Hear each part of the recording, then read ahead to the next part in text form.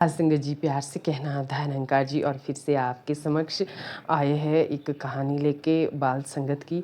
तो आप ज़रूर ध्यान से सुनिएगा कि बाल संत के अंदर कितना सुंदर वो विवेक था और कैसे उन्होंने वो गृहस्थ आश्रम के ऊपर बहुत ही सुंदर रूप दिया। तो ध्यान से सुनिएगा जी। एक बार बाल संगत में विचारे स्टेज से हो रही थी और उसमें 2 पहिए का जिक्र हुआ।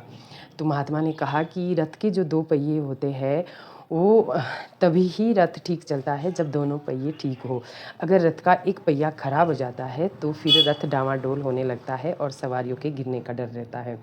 तो इतनी बात सुन के बच्ची जो कि वो 10-11 साल की थी, वो बड़े ध्यान से इन विचारों को सुन रही थी और घर जाके जब उसने अपने मम्मी से ये बात कही कि मम्मा आज सत्संग में ये विचारें हुई, या तो कंप्लीट नहीं थी और या मुझे वो समझ में नहीं आई। बच्ची ने पूरी कहानी अपने मम्मी को सुना दी और मम्मी ने कहा कि नहीं बेटा, वो जो रथ का उदाहरण दिया वो तो इस प्रकार से दिया है कि गृहस्थ आश्रम भी उस रथ की तरह है कि अगर जैसे जिस प्रकार से रथ के 2 पहिए में से अगर एक पहिया खराब हो जाए तो फिर रथ के खराब होने का डर रहता है और सवारियों के गिरने का डर भी बना रहता है। तो इस प्रकार से पति पत्नी दोनों में से अगर एक ब्रह्मज्ञानी ना हो और एक विचारों पे ना चले तो उनका गृहस्थ आश्रम भी उसी प्रकार डामाडोल बना रहता है। और जो बच्चे होते हैं वो रथ की सवारियाँ होती है और जब पति पत्नी में झगड़ा होता है तो फिर बच्चे के जीवन का खराब होने का फिर वो डर बना रहता है। यानी कि रथ में जो सवारियाँ होती है वो बच्चे जैसे पहिए 2 पहिए है पति पत्नी और बच्चे उसकी सवारी है तो फिर गिरने का डर बना रहता है। तो इस प्रकार से माँ ने वो इतना सुंदर उदाहरण दिया। तो 1 महीने बाद पति पत्नी में लड़ाई हो गई। अब जैसे लड़ाई होगी तो बच्चे बाहर खेल रहे थे और बच्ची के दिमाग में आया कि अब कैसे इन दोनों को शांत किया जाए। तो बच्ची ने अपने भाई को बुलाया और उसके कान में कुछ कहा और ज़ोर-ज़ोर से चिल्लाने लगी, घबराने लगी और कहने लगी, "चलो, चलो भाई भाग चलते हैं, चलो, चलो दौड़ो, भागो।"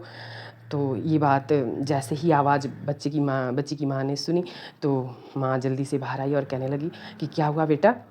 तो बच्ची ने कहा कि माँ, आपने कहा था ना, एक बार संगत वाली बात सुनाई थी कि रथ के जो 2 पहिए होते हैं अगर उनमें से एक पहिया खराब हो जाए तो सवारियों के गिरने का डर बना रहता है।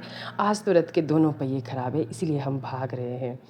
तो इस पर दोनों पति पत्नी हंसने लगे और उनका क्रोध शांत हो गया और बच्चे को गले लगाया और बहुत सराहना की सत्संग की कि वाह बेटा, आपने हमें ये चेतन कर दिया कि कई बार हम भी गृहस्थ आश्रम में रह के ये बात भूल जाते हैं और बच्चे इन बातों को समझ जाते हैं। तो इस प्रकार से बच्चों ने किस प्रकार से वो इतना सुंदर उदाहरण पेश किया सत्संग का। तो आप भी अपने बच्चों को सत्संग में ज़रूर भेजें क्योंकि बच्चे जो सत्संग से सीखते हैं और अमल करते हैं शायद इतना वो बुज़ुर्गों की हालत में हम उसको अमल नहीं कर पाते। तो समय रहते बच्चों को भी ये सत्संग की दातें प्रदान करें और सत्संग का भाव इनके अंदर डालें। आगे आने वाले समय में यही हमारे प्रेरणा के स्रोत बनेंगे जी। तो फिर मिलते हैं नेक्स्ट वीडियो में, तब तक जुड़े रहिएगा। प्यार भरी धनंकार जी।